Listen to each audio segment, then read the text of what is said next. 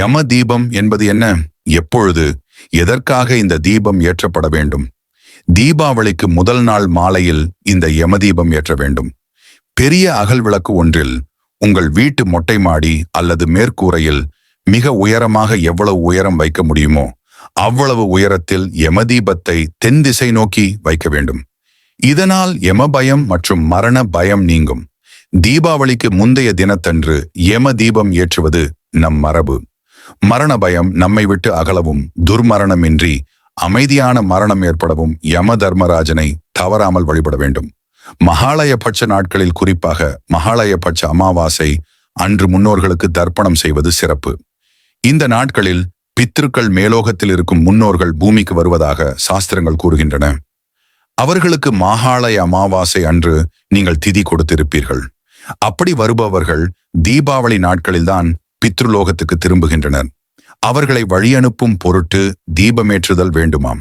சாஸ்திரங்களும் தீபாவளிக்கு முதல் நாளான திரையோதசி திதி அன்று மாலை நேரத்தில் யம தீபம் ஏற்ற வேண்டும் என்கின்றன. அப்படி வந்த அவர்கள் மீண்டும் திரும்பிச் செல்வதற்கு வெளிச்சம் காட்டுவதுதான் யம தீபம் என்பது. யம தீபத்தை வீட்டின் உயரமான இடத்தில் ஏற்றுவது வழக்கம். இதற்கு வசதி இல்லாதவர்கள் வழக்கமாக சுவாமிக்கு விளக்கேற்றும் போதே தனியே ஓர் அகல் ஏற்றி வழிபடலாம். இதனால் முன்னோர்கள் மட்டுமின்றி யம தர்மரும் மகிழ்ச்சி அடைவார் என்பது ஐதீகம். விபத்துகள், திடீர் மரணம் போன்றவை சம்பவிக்காது. நோய் நொடியின்றி ஆரோக்கியமாக வாழலாம். யம தீபமானது துர்மரணம் அடைந்தவர் களுக்கு முக்கியமானது. அவர்கள் பிரச்சனைகள் ஏற்படுத்துவதை நிறுத்திவிட்டு உங்களுக்கு நலன்களை செய்வார்கள். என்றாலும் எவரேனும் இறந்திருந்தால் மட்டுமே யம தீபம் ஏற்ற வேண்டும் என்று எண்ணக்கூடாது.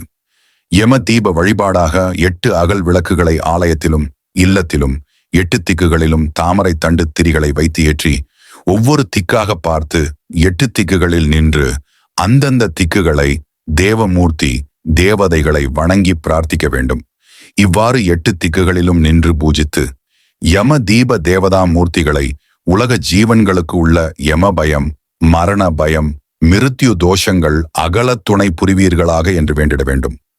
யம தீபம் ஏற்றினால் குடும்பம் விருத்தியாகும், தொழில் முன்னேறும், திருமண தடைகள் விலகும், சொத்துகள் சேரும், அனைத்து வித தடைகளும் நீங்கி வாய்ப்புகள் தானாகவே அமையும். அத்தீபத்தை நீங்கள் தீபாவளி காலத்தில் வருகிற திரையோதசி திதியில் ஏற்ற வேண்டும். இது எப்போதும் தீபாவளிக்கு முதல் நாள் அன்று வரும். அன்றைக்கு மாலையில் யம தீபம் ஏற்றி முன்னோர்களுக்கு வழிகாட்டி உதவுவது அந்த வருடம் முழுவதும் நல்ல பலன்களை தரும். புராணம்: சூரிய பகவான் த்விஷ்டா என்பவரின் மகள் சுவர்ச்சலாதேவியை திருமணம் செய்தார். அவர்களுக்கு வைவஸ்தமனு யமன் என்ற 2 மகன்களும் யமுனை என்ற மகளும் பிறந்தனர். சூரியனின் வெப்பத்தை தாங்க முடியாத சுவர்ச்சலாதேவி தன் நிழலை ஒரு பெண்ணாக மாற்றினாள். அந்த பெண்ணுக்கு சாயாதேவி என்ற பெயரிட்டாள். பிறகு அவள், இனி நீ சூரியனுடன் குடும்பம் நடத்து என்று கூறிவிட்டு தன் தந்தை வீட்டுக்கு சென்று விட்டாள். இதையடுத்து சாயாதேவிக்கு சூரியன் மூலம் தபதி என்ற மகளும் ஸ்ருதஸ்ரவசி, ஸ்ருதசர்மா என்ற 2 மகன்களும் பிறந்தனர். இவர்களில் ஸ்ருதசர்மா உன்னத பலன்கள் பெற்று சனி பகவான் என்ற அந்தஸ்தை பெற்றார். சிவனை வழிபட்டு ஈஸ்வர பட்டமும் பெற்றார். ஓர் ஆத்மாவை உருவாக்குவதில் ஆத்மகாரகனான சூரியனும் அந்த ஆத்மாவின் ஆயுளை தீர்மானிப்பதில் சூரியனின் புத்திரர்கள் மற்றும் ஆயுள் காரகனான சனீஸ்வரன் பகவானும் அவருடைய அதிதேவதையான யமனும் தான் என பாரம்பரிய ஜோதிடம் கூறுகிறது. ஜோதிடத்தில் 8ஆம் வீட்டை ஆயுள் ஸ்தானம் என்றும் சனீஸ்வர பகவானை ஆயுள் காரகன் என்றும் குறிப்பிடுவார்கள். 8ஆம் வீட்டில் சனீஸ்வரர் நின்றுவிட்டால் அந்த ஜாதகர் நீண்ட ஆயுளை பெற்றிடுவார்.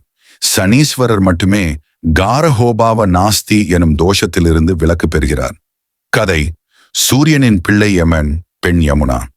இருவரும் பாசப்பிணைப்புடன் உள்ளவர்கள். ஒரு சமயம் யமுனா தன் சகோதரன் யமனை தன் வீட்டுக்கு அழைத்து வந்து விருந்து படைத்தாள். தன் சகோதரியை காண வந்த யமன் ஏகப்பட்ட துணிமணிகள், நகைகள், பட்சணங்களை சீர்வரிசையாக கொண்டு வந்து கொடுத்தான். யமுனா தன் அண்ணனுக்கு தன் கையாலே பலவித பட்சணம் தயாரித்து சாப்பிட வைத்தாள். இதனால் மனம் மகிழ்ந்த யமன் தனது தங்கையை தீர்க்க சுமங்கலி பாவ் என்று சொல்லி வாழ்த்தினான். இதனால் தான் தனது கணவனுக்கு ஆபத்தில்லை என்று ஆனந்தப்பட்டாள். இப்படி பாசமுடன் பழகும் உடன்பிறப்புகளுக்கு யம பயம் என்றைக்குமே இருக்காது. இப்படி ஒரு வரலாறு கூறுகிறது. அது முதல் சகோதரிகளுக்கு தீபாவளி அன்று பணம் மற்றும் பரிசு பொருட்கள் கொடுக்கும் பழக்கம் உருவானது. யமத்வீதியா நன்னாளில் சகோதரனை சந்தோஷப்படுத்தும் சகோதரிகளுக்கு விதவை கோலம் உண்டாகாது என்பது மக்களின் நம்பிக்கையாக உள்ளது. யாரெல்லாம் யம தீபம் ஏற்றலாம்? 1. பரணி, மகம், சதயம் நட்சத்திரங்களில் பிறந்தவர்கள் யம தீபம் ஏற்றுவது சிறப்பு. நட்சத்திர சூக்தத்தில் பரணி நட்சத்திரத்திற்கு யமனையும் மகத்திற்கு பித்ருக்களை அதிதேவதையாகவும் கூறப்பட்டுள்ளது. வருஷாதி நூல்களில் சதயத்திற்கு யமனை அதிதேவதையாக கூறப்பட்டுள்ளது. 2.